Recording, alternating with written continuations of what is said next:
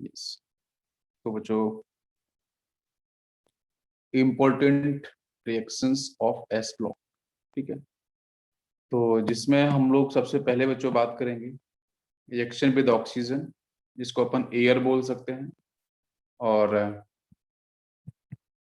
पहले हम एयर के साथ रिएक्शन को देखेंगे।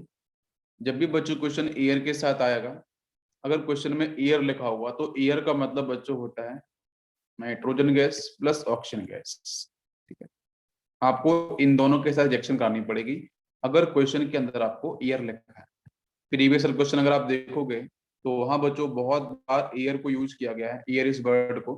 तो इसका बेसिक मतलब यही है कि आपको जो रिएक्शंस करानी है बेटा, वो आपको कंपाउंड के साथ dinitrogen as well as dioxygen, ठीक है, इन दोनों की करानी है। बाकी अगर क्वेश्चन के अंदर स्पेसिफाई करता है कि रिएक्शन विद ऑक्सीजन क्या होगा, या कंबशन प्रोसेस क्या होगा, या ऑक्सीडेशन क्या होगा, है ना, तो बोल सकता है क्वेश्चन के अंदर टर्म में यूज कर रहा हूँ कमीशन बोले, या बच्चों ऑक्सीडेशन के बारे में बात करें, या फिर बर्निंग को लेके बात करें, ठीक है। तो उस केस में आपको ऑक्सीजन पे ही ध्यान देना है, ठीक है। और या फिर स्पेसिफाइड रिएक्शन बेटा N2 के बारे में डिस्कस करें तो फिर आपको N2 को यूज करना है, ठीक है।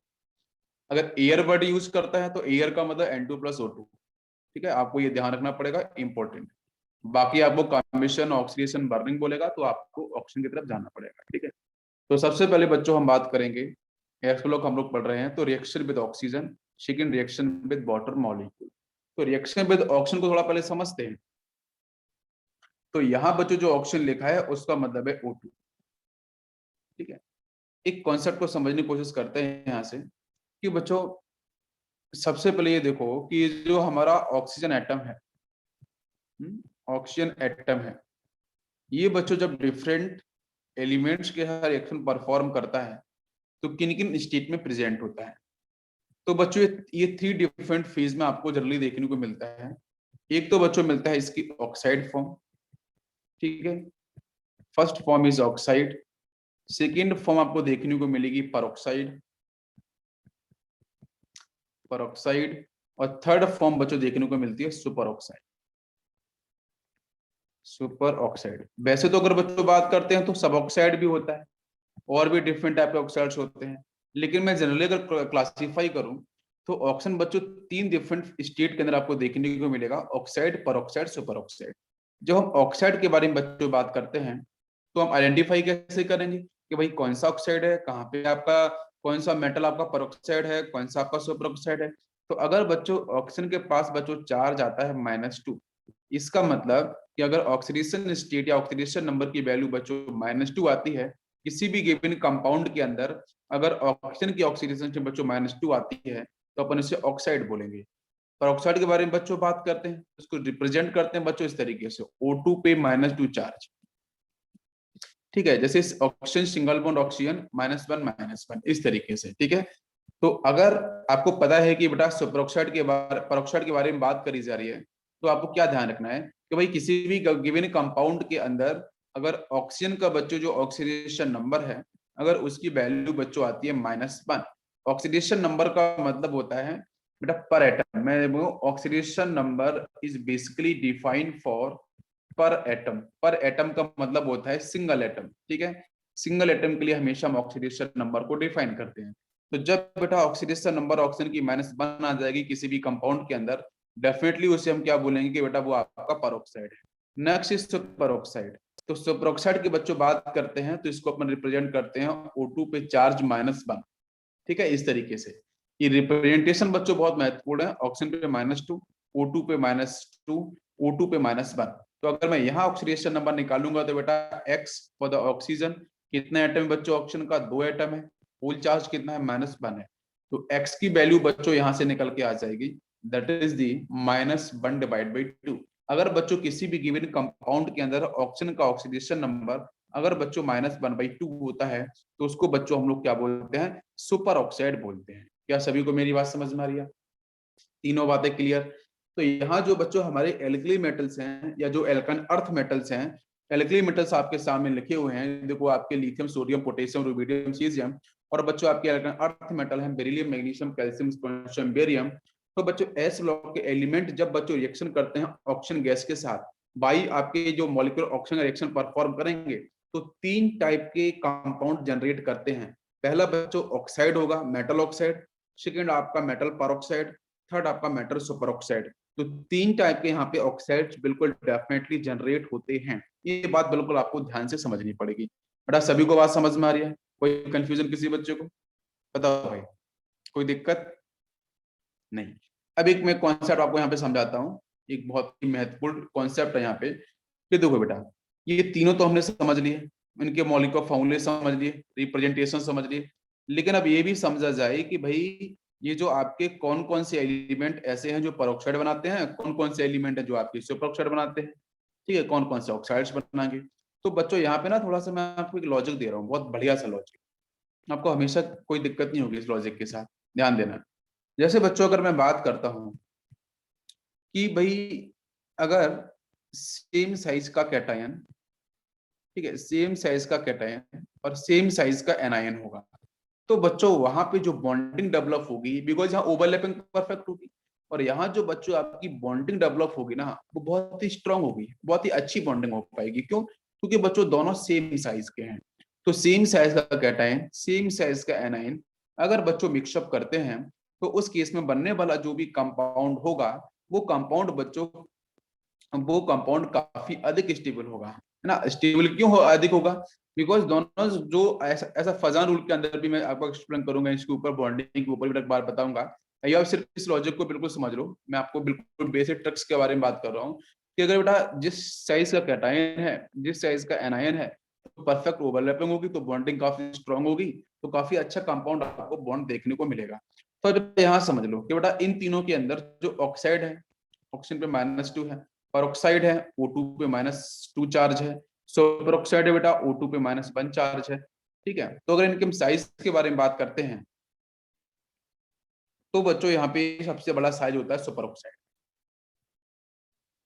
ये जो मैंने ट्रेंड लिखा है ना साइज का, ऑक्सीजन के जो एनाइंस हैं बच्चों डिफरेंट, उनके साइज का सीक्वेंस, ये आपको बिल्कुल ध्यान रखना है, ठीक है। जो आपका सुपर ऑक्साइड बेटा, इसका साइज सबसे बड़ा होता है, और ऑक्साइड का साइज बेटा सबसे छोटा होता है, ठीक है। तो अब हम जब चलेंगे बेटा हम एस ब्लॉक की तरह, तो lithium, sodium, potassium, rubidium, caesium, तो इसमें से जो लिथियम है ना बेटा, वो बहुत ही आराम से, लिथियम आपको पता है बहुत ही छोटा साइज का होगा, पहला एलिमेंट है, स्मॉल साइज कैटायन बनाएगा।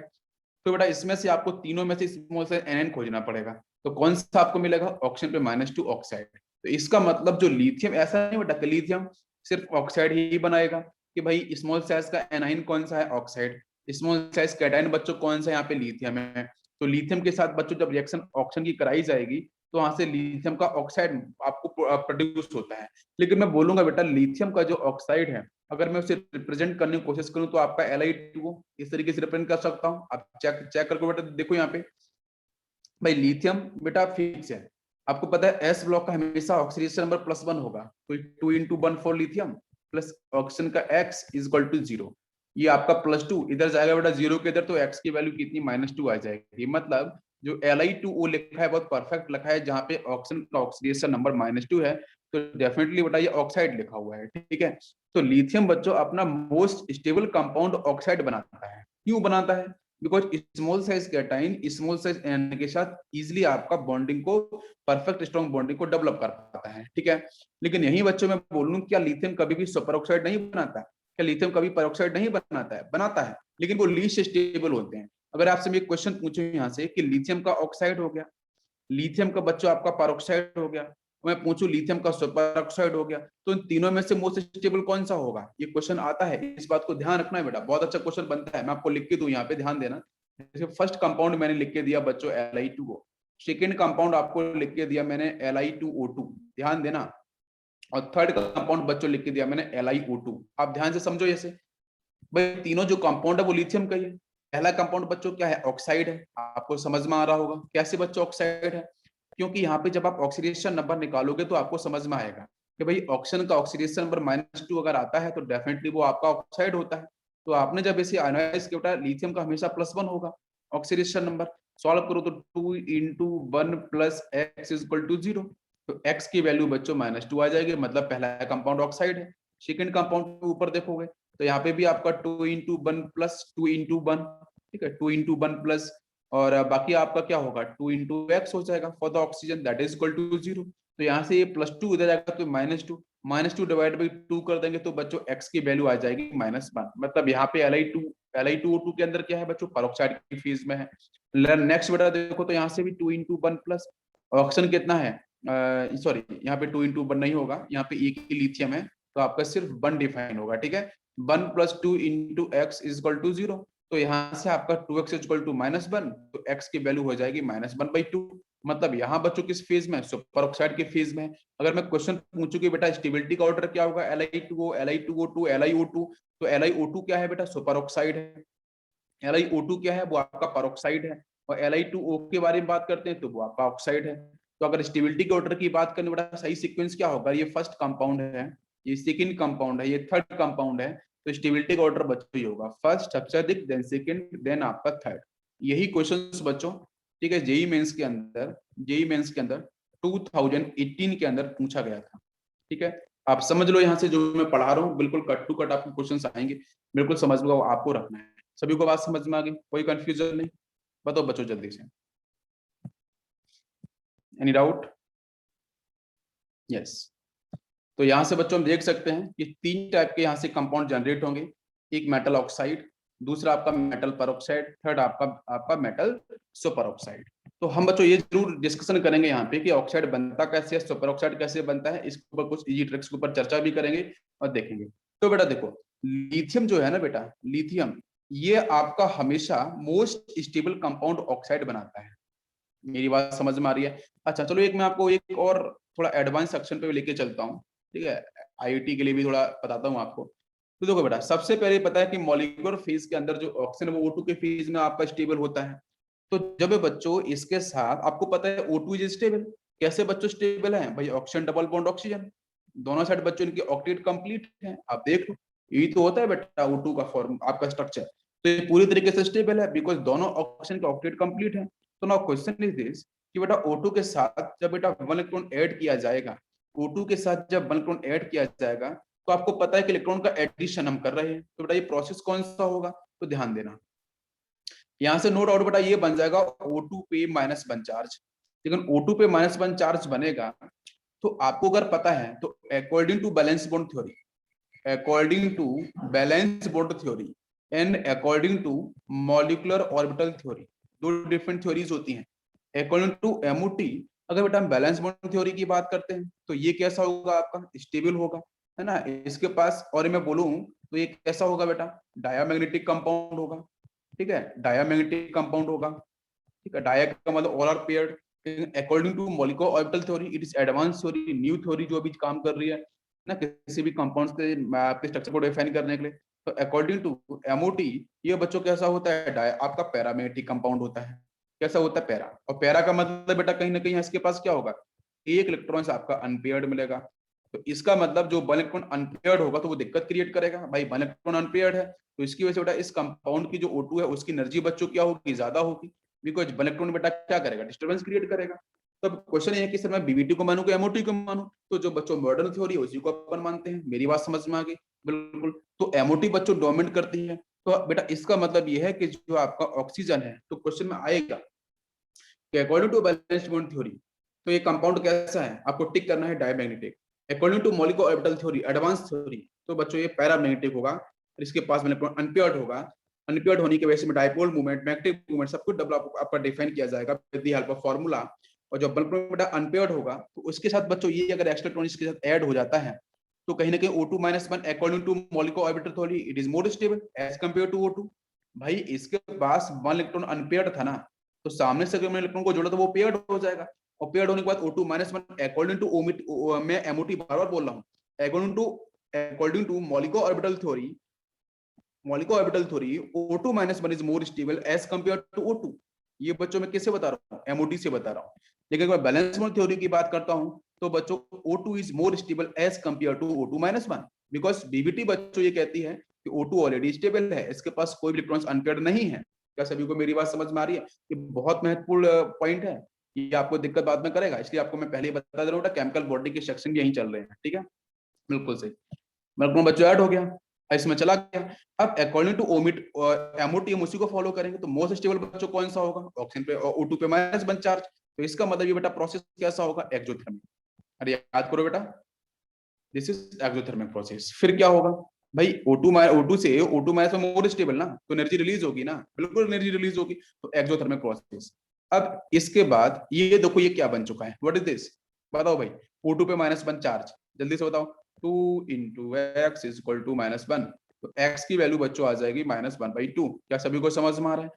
और -1/2 का बेटा मतलब क्या होता है? This is super oxide. अरे समझ में आया क्या? कोई दिक्कत किसी को? बिल्कुल नहीं। सेकंड पॉइंट समझते हैं बेटा। अब O2 -1 बन चुका है, अगर इसके साथ अब अपन इलेक्ट्रॉन जोड़ा तो अब दिक्कत होगी। क्यों? क्योंकि O2 -1 is more stable according to molecular orbital theory. तो इलेक्ट्रॉन नहीं लेना चाहेगा, वो तो स्टेबल पहले से हो चुका, इलेक्ट्रॉन नहीं लेना चाहेगा। जब नहीं लेना चाहेगा तो इलेक्ट्रॉन जबरदस्ती ऐड कराना है मेरे को। तो अब बेटा प्रोसेस कैसा होगा? एंडोथर्मिक होगा। कैसा होगा? एंडोथर्मिक। इसका मतलब कि मॉलिक्यूलर ऑक्सीजन से अगर मैं सुपर ऑक्साइड बनाऊंगा तो प्रोसेस विल बी एक्सोथर्मिक। की पॉइंट है, आईआईटी एडवांस को लेकर डिस्कशन कर रहा हूं मैं, ठीक है।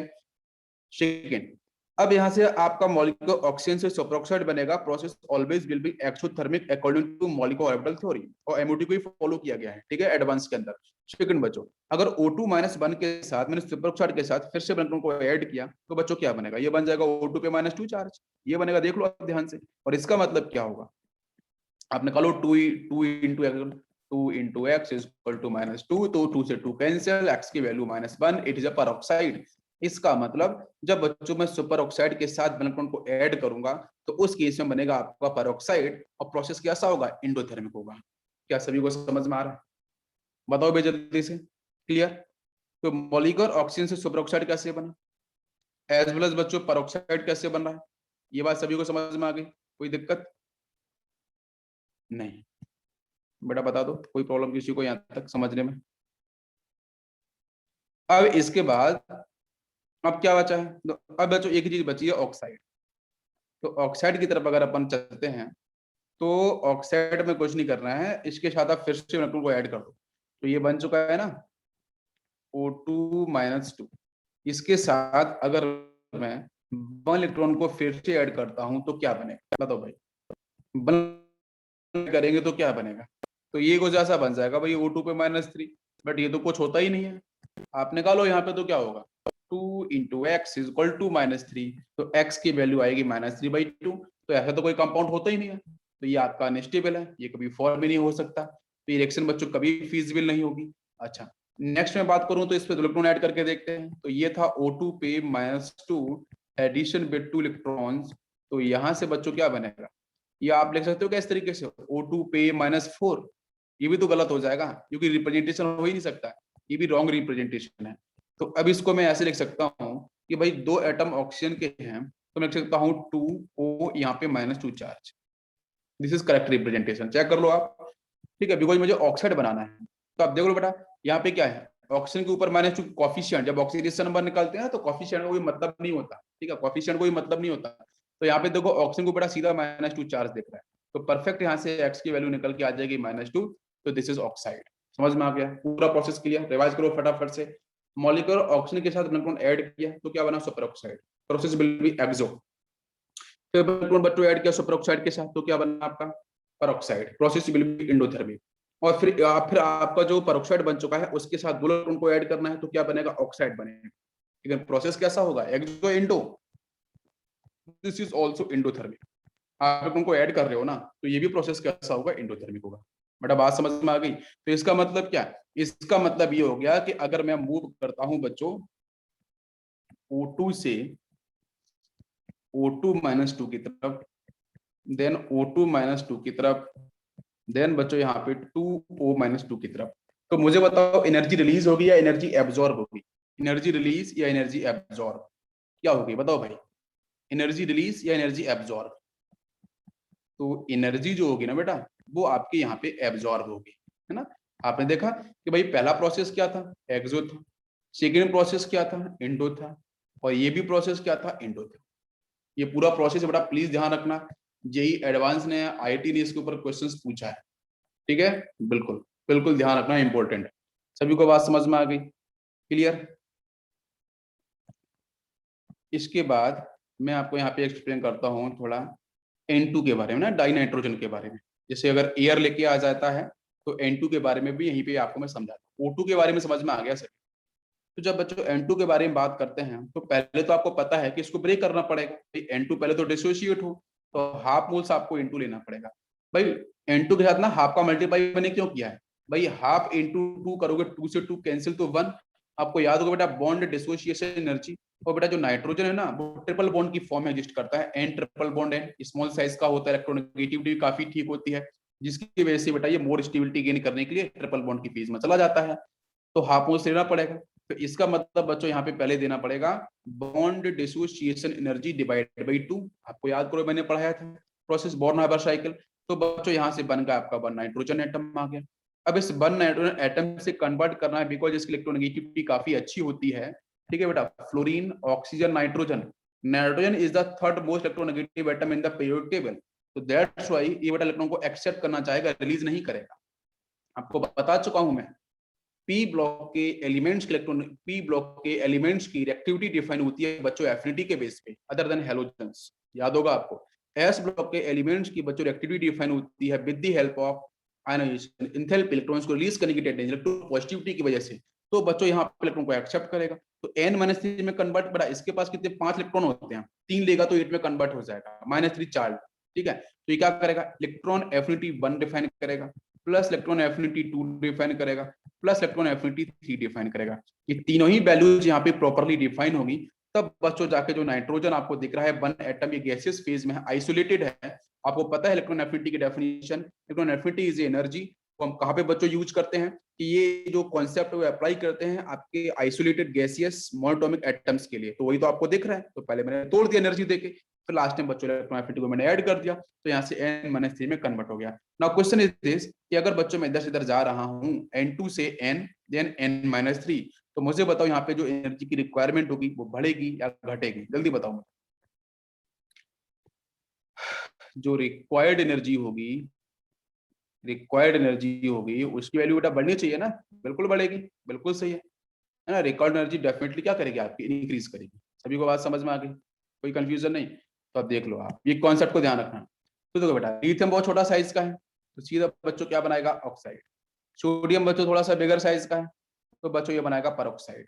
आपको सीक्वेंस तो मैं बता चुका हूँ बेटा। ऑक्साइड सबसे छोटा साइज का, उसके बाद बच्चों कौन आएगा, परऑक्साइड। ठीक है, और सबसे लास्ट में आता है सुपर ऑक्साइड। अब ये मत सोचना कि सर जो ऑक्साइड बना रहा है वो बाकी नहीं बनाता है, बिल्कुल बनाता है, लेकिन वो लीस्ट स्टेबल होते हैं। उनको काइनेटिकली और मैं आपका थर्मोडायनेमिकली, दोनों कॉन्सेप्ट थर्मोडायनेमिकली जो कॉन्सेप्ट डिस्कस किए गए हैं, ठीक है, तो वहां से देखा गया कि लिथियम का बच्चा ऑक्साइड मोर स्टेबल है, उसका जो परऑक्साइड है सुपर ऑक्साइड लीस्ट स्टेबल, तो उसको क्यों लिखा जाए, हमें तो बेटा वही पढ़ना है जो मोस्ट स्टेबल होगा। तो बाकी दो आप यहाँ पे ये 3 जो बचे इनका साइज बेटा काफी बड़ा है, पोटेशियम, रुबिडियम, सीजियम। तो इनके साथ जब ऑक्सीजन कंबाइन करेगा तो मोर स्टेबल बच्चों क्या बनाएगा, सुपर ऑक्साइड। तो मैं बोलूं बच्चों पोटेशियम क्या क्या परऑक्साइड स्टेबल होगा, नहीं। क्या पोटेशियम का बच्चों ऑक्साइड स्टेबल होगा, नहीं। तो बेटा पोटेशियम का स्टेबल क्या होगा, सुपर ऑक्साइड। सभी को समझ में आ गया, कोई कंफ्यूजन नहीं। नेक्स्ट बेटा डिस्कशन करते हैं। तो देखो ये रहे आपके, देखो बातों ही बातों में पूरी कहानी हो गई है बेटा यहाँ पे देखो। ठीक है, ऑक्साइड आपका ये रहा, परऑक्साइड ये है, सुपर ऑक्साइड ये। रिप्रेजेंटेशन आपका कुछ इस तरीके से है। ठीक, बाकी देखो याद रखने का बेटा तरीका कुछ भी नहीं है। ठीक है, एक हमारे फिजिक्स के टीचर थे, उनका नाम था ओपी सर, ओपी सिंह नाम था उनका। ठीक है, आपको थोड़ा बताता हूँ। तो हमें बहुत अच्छी फिजिक्स पढ़ाते थे वो, ओपी सिंह इनका नाम था। तो उसके ऊपर तो कोई यहाँ पे डिफाइन किया गया है, आप इसको याद रख सकते हो। ओ का मतलब क्या है बेटा, ऑक्साइड, याद रखने का तरीका है। पी का मतलब क्या है बेटा, पर, है ना, और बाकी आपका यहाँ पे ऑक्साइड। ठीक है, और एस का मतलब बच्चों क्या है, सुपर ऑक्साइड। तो ऑक्साइड, पर ऑक्साइड, सुपर ऑक्साइड, ये आप सीक्वेंस याद रख सकते हो, कोई दिक्कत नहीं, याद रखने का तरीका है। ठीक है, नेक्स्ट बात करते हैं। तो यहाँ तक सभी को समझ में आया, कोई कंफ्यूजन किसी बच्चे को। नेक्स्ट बच्चों बात करते हैं reaction with liquid ammonia and oxygen.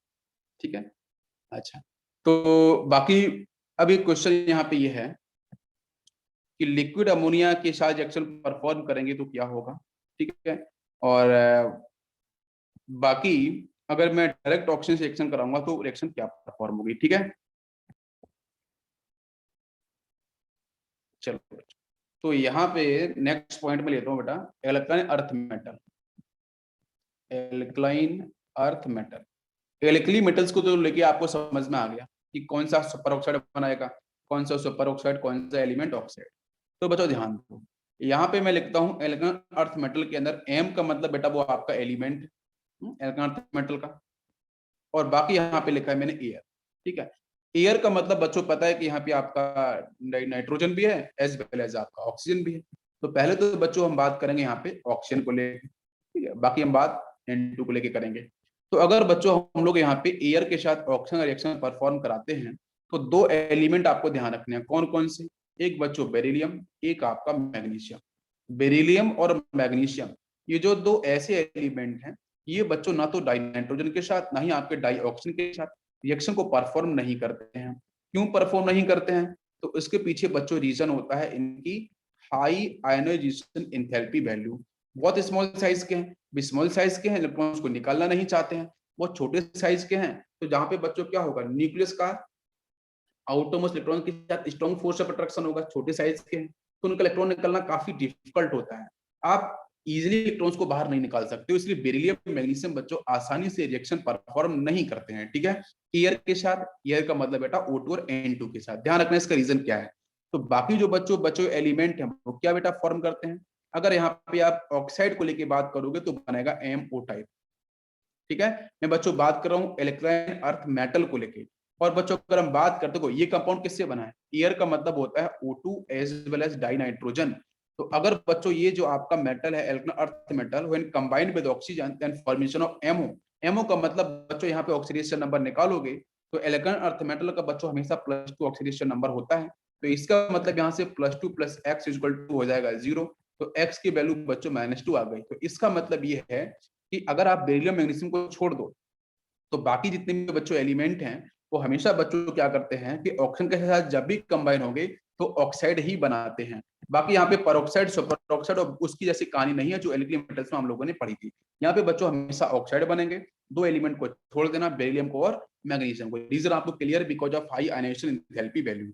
अगर बच्चों आपका यही एलिमेंट M कनेक्ट करेगा नाइट्रोजन के साथ तो बच्चों यहाँ से बनाता है M3N2 टाइप कंपाउंड। अब ये कैसे बना होगा, ये तो बच्चों आसान है भाई। यहाँ पे आपका जो एलिमेंट है मेटल है उसका ऑक्सीडेशन नंबर बच्चों कितना होता है +2।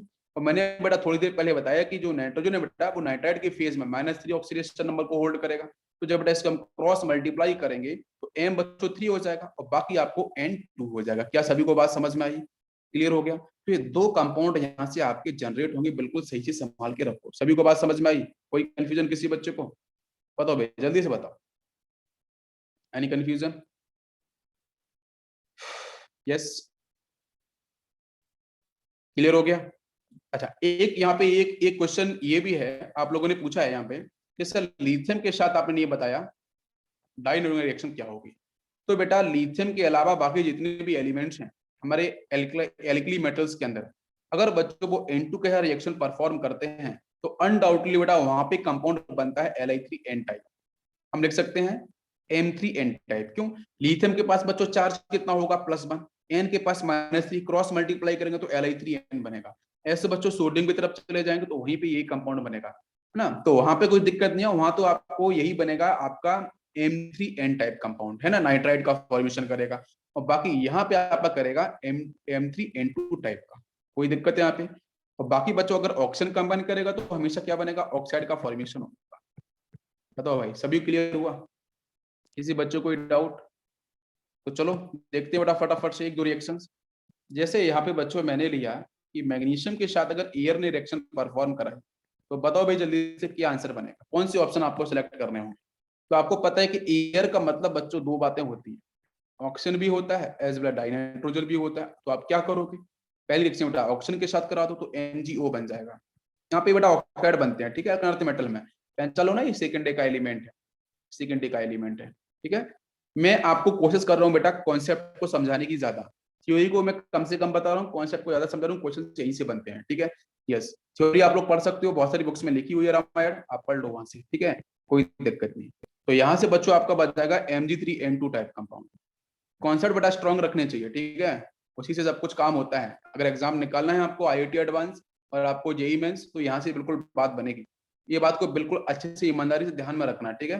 यस, तो Mg3N2 टाइप कंपाउंड आपका यहाँ से बन जाएगा, कोई दिक्कत नहीं। और बाकी बच्चों, जब आपको आपने पढ़ा होगा ना 10th क्लास के अंदर कि मैग्नीशियम रिबन को जब हम बर्न करते हैं ऑक्सीजन के साथ या एयर के साथ, तो बच्चों वहां पे फ्लैश लाइट जनरेट होती है। फ्लैश चमकदार, चमकना, अंधेरा होता है ना, अंधेरे में अगर आप मैग्नीशियम की जो रॉड होती है, इसकी जो स्ट्रिप होती है, उसको आप बर्न करोगे ना, तो बर्न करने के साथ बच्चों क्या होगा, आप हीट करोगे तो वहां बच्चों क्या होगा, फ्लैश, काफी तेज रोशनी आपकी लाइट जनरेट होती है मैग्नीशियम। आप देख दो क्रैकर्स वगैरह चलाते हो, पटाखे चलाते हो, तो उसके अंदर भी आपको पता है बेटा कि जो हाँ दिवाली वाला, बिल्कुल आपने बिल्कुल सही पहचाना है। तो बेटा यही यही सब कुछ है।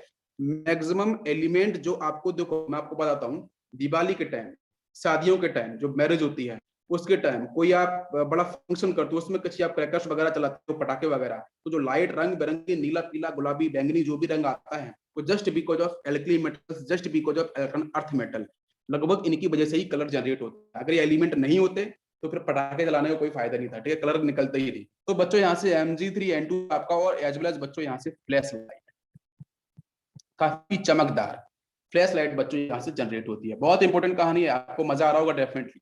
नेक्स्ट बच्चों, अगर बेरिलियम के साथ मैं करता हूँ एयर की रिएक्शन, तो मैंने पहले बोला था कि भाई बेरिलियम तो रिएक्शन करता नहीं है, लेकिन फिर भी अगर बच्चों मैंने एयर के साथ मैंने हीट सप्लाई कर दी, एयर के साथ मैंने हीट सप्लाई कर दी, अगर सिर्फ एयर लिखी होगी तो बच्चों लिखना नो रिएक्शन, एयर के साथ हीट लिखी हो तो रिएक्शन बेटा परफॉर्म होगी। तो यहाँ से बन जाता है BO ऑक्साइड बनेगा, प्लस बच्चों बन जाएगा Be3N2 टाइप बन जाएगा, और एज वेल एज बच्चों यहाँ से आपको क्या होगा, बर्निंग होगी। बर्निंग, जिस तरीके से पेपर बर्न होता है ना, पेपर आप जानते हो व्हाइट कलर का जो पेपर होता है, ठीक है, कॉपी जो होती है, उसको बर्न करते हैं ना, तो जो फ्लेम जिस तरीके से प्रोड्यूस होती है, एज इट इज बेरिलियम उसी तरीके से बर्न होता है। बहुत स्ट्रॉन्ग फ्लैश लाइट प्रोड्यूस नहीं करता है, ठीक है, बहुत शार्प फ्लैश लाइट प्रोड्यूस नहीं करता है, ठीक है, ये आपका बर्निंग करता है जस्ट लाइक पेपर, जैसे पेपर बर्न करता है उसी तरीके से बच्चों बेरिलियम भी यहाँ पे बर्न करेगा। कोई कंफ्यूजन नहीं, अभी को समझ में आ गया। मैं इसे पे क्वेश्चन बच्चों पूछा गया था नीट के अंदर, ठीक है, इसलिए इसको डिस्कस किया है मैंने। किसी बच्चों को कोई दिक्कत है यहाँ तक, बता दो भाई।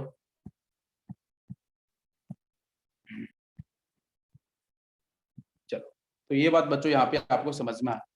नेक्स्ट बच्चों हम लोग बात करते हैं रिएक्शन विद वाटर मॉलिक्यूल, ठीक है, वाटर मॉलिक्यूल के साथ रिएक्शन बच्चों अगर ये परफॉर्म करेंगे, है ना, एलिमेंट्स, तो क्या होगा, तो ध्यान से देखते हैं, बिल्कुल आसान तरीके से आपको समझाऊंगा मैं।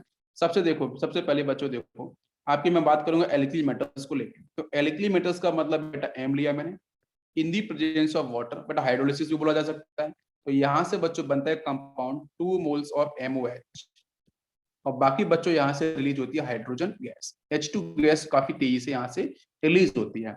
तो बेसिक मतलब क्या है कि जब बच्चों आपके एल्कली मेटल से बेटा कंबाइन करेंगे पानी के साथ, आपने किया भी होगा बहुत बार कि सोडियम को चुरा के ले गए लेबोरेटरी में से, और जाके पोटेशियम को मैं तो लेके जाता था, फिर पिटाई भी लगती थी, तो उसको पानी में, जहाँ पानी पीते थे नल से, वहां जाकर डाल देते, तो नाश्ता था इस तरीके से, तो काफी हीट प्रोड्यूस करता, तो मजा आता था।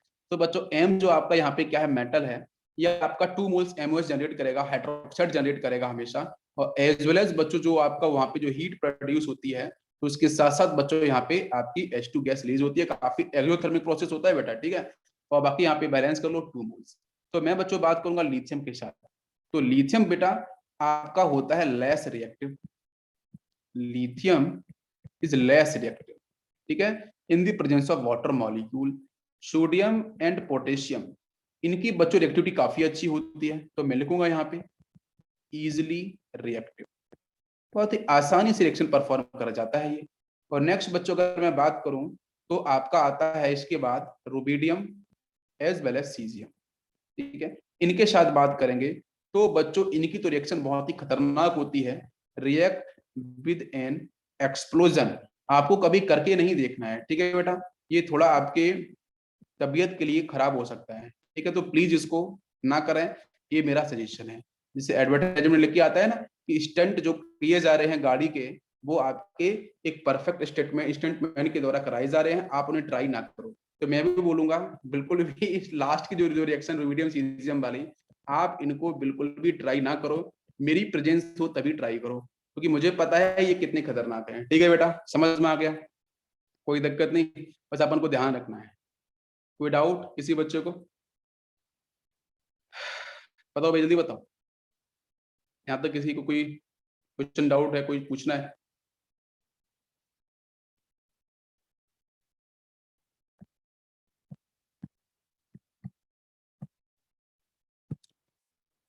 टॉप टू बॉटम आने पे आयनियन एंथैल्पी वैल्यू डिक्रीज करती है, तो इलेक्ट्रॉन बच्चों आसानी से कहाँ पे निकलेगा? रुबिडियम सीजियम से। तो बच्चों इसलिए यहाँ पे एक्सप्लोजन होता है, बट फास्ट रिएक्शन होती है, एक्सोथर्मिक, हाईली एक्सोथर्मिक होती है, ठीक है। अच्छा, लिथियम के साथ बच्चों ये कहानी है कि लिथियम बच्चों पानी का रिएक्शन करता है, लेकिन बहुत ही लेस रिएक्टिव होती है। तो उसका आंसर बच्चों पूछा जा सकता है आप लोगों से, तो क्या आंसर टिक करना होगा? वही बेटा आंसर है कि इसके जो आयनियन एंथैल्पी की वैल्यू है वो काफी जबरदस्त है। जब इलेक्ट्रॉन निकलेगा ही नहीं तो बेटा वाटर मॉलिक्यूल्स ऐड कैसे होगा? बिल्कुल सही, बिल्कुल रोहित, बिल्कुल परफेक्ट। तो लिथियम की जो आयनियन एंथैल्पी वैल्यू बच्चों बहुत ज्यादा है, एज वेल साइज बच्चों बहुत छोटा है, जिसकी वजह से जो बेटा लिथियम के साथ जो पानी है, जो वाटर मॉलिक्यूल से बहुत ही स्लोली रिएक्ट करता है, लेकिन बाकी जो एलिमेंट है उनके साथ परफेक्टली और अच्छे से रिएक्शन को परफॉर्म कर जाता है। बहुत सही। नेक्स्ट बच्चों बात करते हैं यहाँ पे जो आपकी सेकेंड अर्थ मेटल को लेके, ठीक है। यस, एक बात मैं ना थोड़ा आपको बता देता हूँ कि जो एल्कली मेटल्स है, ठीक है, उनकी जो रिएक्टिविटी को लेकर अगर बात आती है तो आप एक ही बात को ध्यान रखो, इलेक्ट्रॉन्स को रिलीज करने की टेंडेंसी और आयनाइजेशन थेरेपी का कॉन्सेप्ट। अब बच्चों आते हैं हम लोग यहाँ पे कि अगर पानी के साथ बच्चों अगर मैं ऐड करता हूँ सेकेंडरी के मेटल्स को तो उनके साथ क्या होगा? तो कौन कौन से एलिमेंट ऐसे हैं जो इजीली रिएक्शन को परफॉर्म करेंगे? तो मैं पढ़ लेता हूँ जनरल रिएक्शन। तो यहाँ पे लेते हैं जो 2 मोल्स ऑफ वाटर, तो यहाँ से बन जाता है MOH ट्वाइस, ठीक है, पढ़ा ना, मैग्नीशियम हाइड्रोक्साइड समथिंग पढ़ा होगा। और यहाँ से भी बच्चों H2 गैस क्या होगी? रिलीज होगी। ये तो बेटा हुई इसकी जनरल केमिकल रिएक्शन। बट कौन कौन से एलिमेंट रिएक्शन परफॉर्म नहीं करते हैं? तो आपको पता है कि जिनकी आयनाइजेशन एंथैल्पी वैल्यू काफी ज्यादा है, जैसे बच्चों बेरिलियम। तो बेरिलियम बेटा रिएक्शन परफॉर्म नहीं करता है पानी के साथ because of its high ionization enthalpy value, ठीक है, high ionization enthalpy value. Reason बेटा सब आने चाहिए, ठीक है। नेक्स्ट आपका यहाँ से मैग्नीशियम, कैल्शियम, स्क्रॉन्शियम और बच्चों बेरियम। तो ध्यान से समझना, यहाँ बच्चों प्रॉपर्टी बेस्ड पे क्वेश्चन आता है कि जो आपका मैग्नीशियम है ये बच्चों रिएक्शन परफॉर्म करता है गर्म पानी के साथ, हॉट वाटर के साथ मैग्नीशियम रिएक्शन परफॉर्म करता है। बाकी बच्चों कैल्शियम, स्क्रोशियम जो बेरियम है ये बच्चों ठंडे पानी के साथ, कोल्ड वाटर के साथ रिएक्शन इजीली परफॉर्म करते हैं। तो ये जो मैंने प्रॉपर्टीज लिखी हैं प्लीज ध्यान रखना, मैग्नीशियम को लेके और लास्ट के इन तीनों एलिमेंट्स को लेके। बताओ यहाँ तक ये बात समझ में आई? तो हॉट वाटर और कोल्ड वाटर इनको लेके प्रॉपर्टीज आती हैं जिनकी वजह से आपको ध्यान रखना पड़ेगा। मैं आपको फिर से रिपीट कर दूं बेटा, कैल्शियम, स्क्रोशियम, बेरियम ये तीनों बच्चों रिएक्ट करते हैं कोल्ड वाटर के साथ। अब एक क्वेश्चन पूछोगे कि सर ये हॉट वाटर के साथ नहीं करते हैं क्या? करते हैं, लेकिन कोल्ड वाटर के साथ बच्चों ये बहुत ही आराम से इजीली रिएक्शन को परफॉर्म करते हैं। बाकी और क्या क्या बच्चों बनाएंगे? कैल्शियम से क्या? कैल्शियम हाइड्रोक्साइड बनेगा CaOH ट्वाइस, स्क्रोशियम से SrOH ट्वाइस बनेगा, बेरियम से BaOH ट्वाइस बनेगा। मैग्नीशियम जो बच्चों है, अगर मैं आपसे क्वेश्चन पूछूं क्या बच्चों मैग्नीशियम कोल्ड वाटर से रिएक्शन परफॉर्म करता है, तो आपको हमेशा कर देना क्रॉस, क्योंकि बच्चों इसके ऊपर क्वेश्चन ये ट्रिपल के अंदर पूछा गया था प्रॉपर्टीज के बेस पे कि जो मैग्नीशियम बच्चों है ना वो कोल्ड वाटर से रिएक्शन परफॉर्म नहीं करता है, ये सिर्फ और सिर्फ बच्चों हॉट वाटर से ही रिएक्शन को परफॉर्म करता है। सभी को मेरी बात समझ में आ रही है? बिल्कुल आपको ध्यान रखना पड़ेगा। और क्या बनेगा बच्चों? Magnesium hydroxide. एक बेरिलियम एक ऐसा खतरनाक कंपाउंड है, ना तो बच्चों गर्म पानी से करता है ना ही ठंडे पानी से करता है, इसको कैसा भी पानी पसंद नहीं है, नहीं बच्चों हॉट और ना ही आपका कोल्ड, किसी भी टाइप के वाटर मॉलिक्यूल रिएक्शन परफॉर्म नहीं करता है। ये पिन पॉइंट करके प्रॉपर्टीज आती हैं, बार बार आती हैं, आपको बिल्कुल सही से ध्यान रखना है। किसी बच्चों को कंफ्यूजन? तो बेटा वाटर मॉलिक्यूल के साथ कहानी होती है खत्म। तो अब चलते हैं बच्चों हम लोग नेक्स्ट पॉइंट की तरफ। नेक्स्ट पॉइंट बच्चों है आपका नाइट्राइट। नेक्स्ट पॉइंट है आपका नाइट्राइट्स। तो बेटा नाइट्राइट्स की अगर बात करते हैं, ठीक है, तो इसका मतलब ये है कि nitrite is a particular product जो बच्चों कब बनता है? जब बेटा हम लोग मेटल के साथ रिएक्शन परफॉर्म कराते हैं डाई नाइट्रोजन की, तो metal when react with die nitrogen तो बच्चों यहां से बनता है नाइट्राइट, जो ऊपर मैंने लिखा हुआ है, ठीक है। तो ध्यान देते हैं कि एस ब्लॉक में कौन कौन से एलिमेंट्स ऐसे हैं जो नाइट्राइट का परफॉर्मेंस देते हैं, कौन कौन से नहीं करते हैं।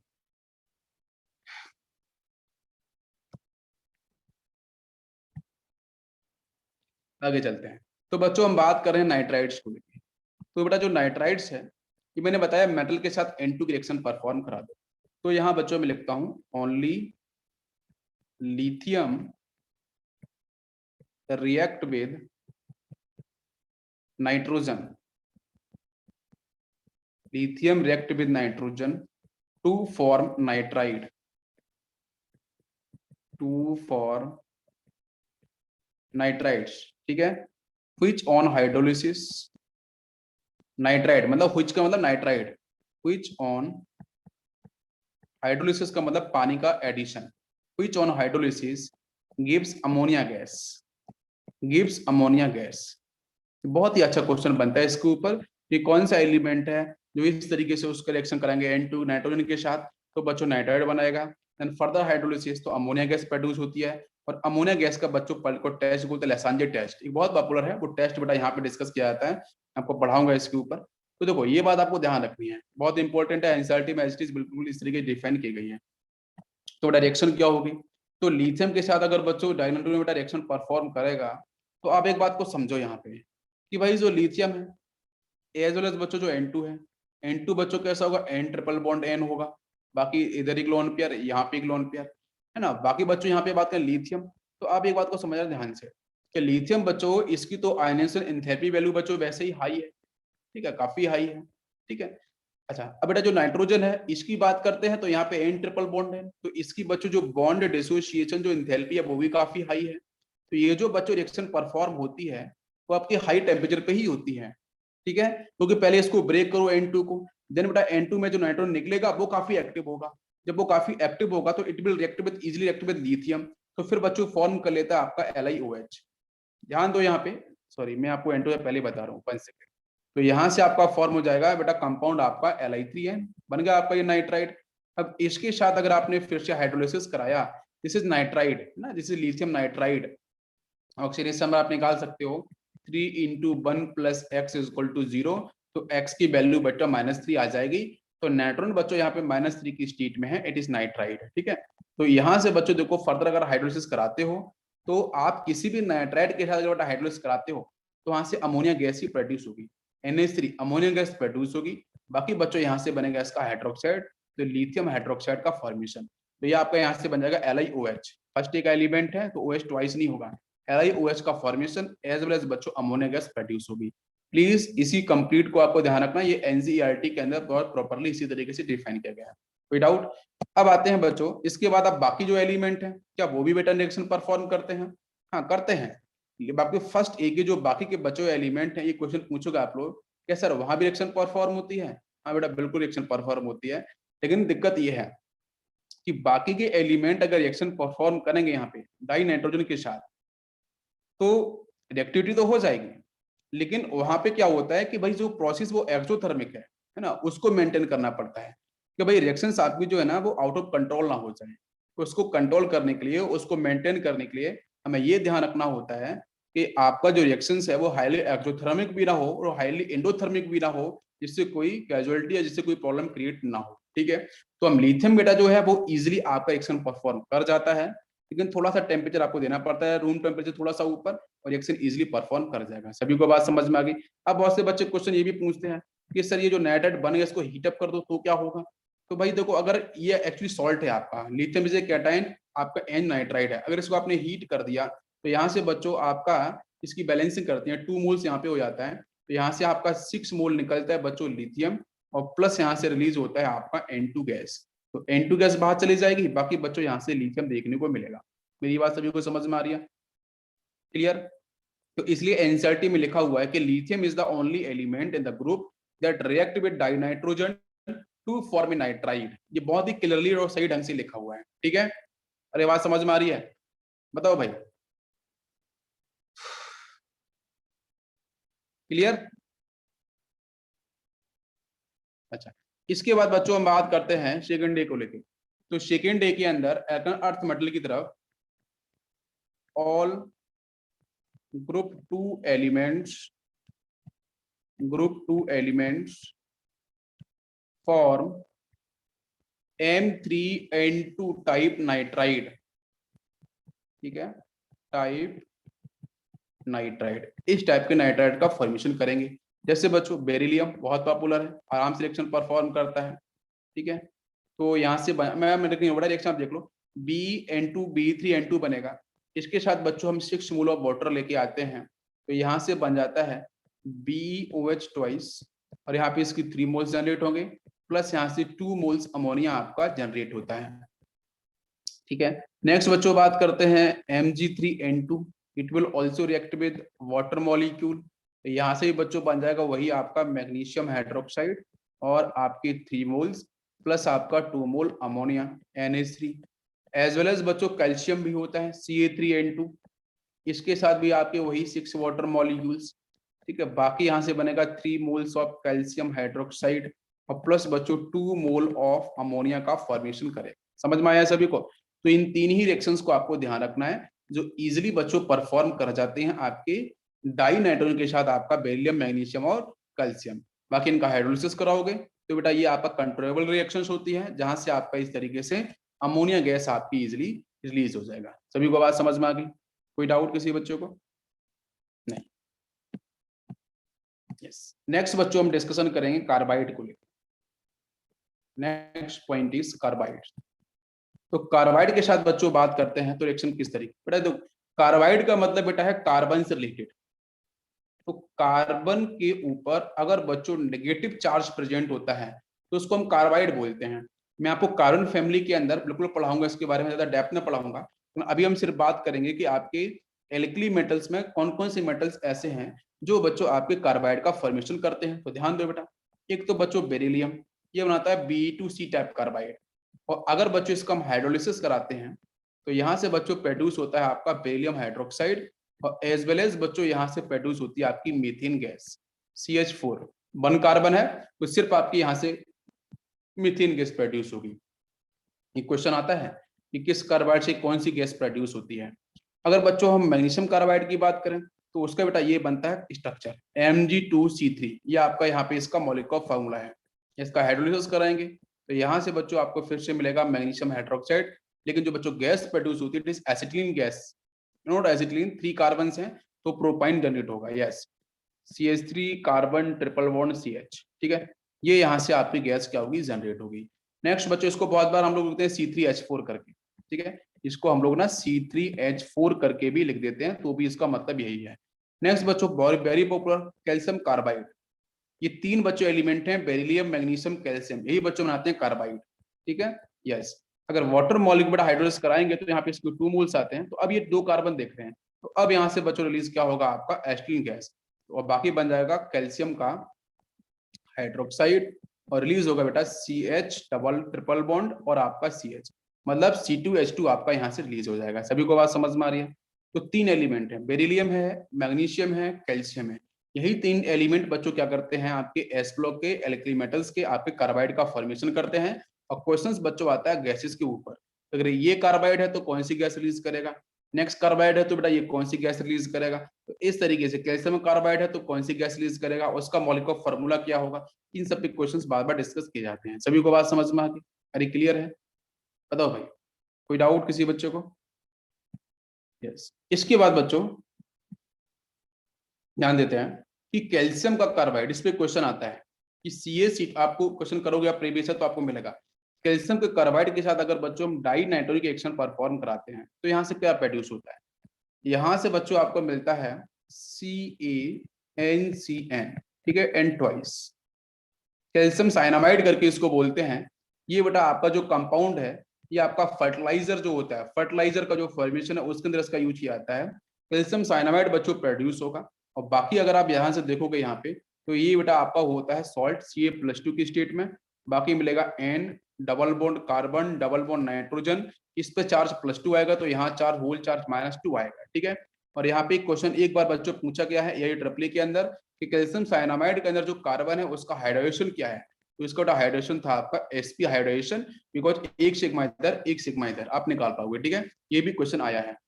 एक मैं तो क्वेश्चन और थोड़ा बताता हूँ कि अगर बच्चों बेरियम जो आपका कार्बाइड है इसके साथ अगर N2 गैस आती है तो यहाँ से बच्चों बनता है बेरियम साइनाइड BaCN2। ठीक है, ये आपको ध्यान रखना है, तो इंपॉर्टेंट है बता ऊपर वाला। ठीक है, इस पे आपके क्वेश्चंस भी डिस्कस किया गया है कार्बन के हाइड्रेशन को लेकर। सभी को बात समझ में आई? कोई कंफ्यूजन नहीं? यस, नेक्स्ट बच्चों हम डिस्कशन करते हैं हैलाइड को लेकर। Next point is halide. तो हैलाइड के साथ बच्चों क्वेश्चंस आते हैं कि अगर एल्कली मेटल्स का बच्चों बेस है MOH, एल्कली मेटल्स का बेस है, अगर इसके साथ बच्चों मैंने HX की रिएक्शन परफॉर्म कराई है ना, तो क्या फॉर्म होगा। तो जो आपके मेटल हैलाइड बच्चों कैसे फॉर्म होते हैं, पहला देखो तरीका, MX प्लस यहाँ से बन जाएगा 2 मोल ऑफ वाटर, सीधा यहाँ से M प्लस होगा, यहाँ से X माइनस होगा, यहाँ से X माइनस रिलीज होगा, यहाँ से M प्लस होगा, प्लस माइनस बच्चों क्लोज आएंगे, MX का फॉर्मेशन करेंगे, बन गया आपका सॉल्ट हैलाइड टाइप। बाकी बच्चों यहाँ से H प्लस, यहाँ से OH माइनस, यहाँ से, तो वाटर मॉलिक्यूल्स रिलीज हो जाएगा।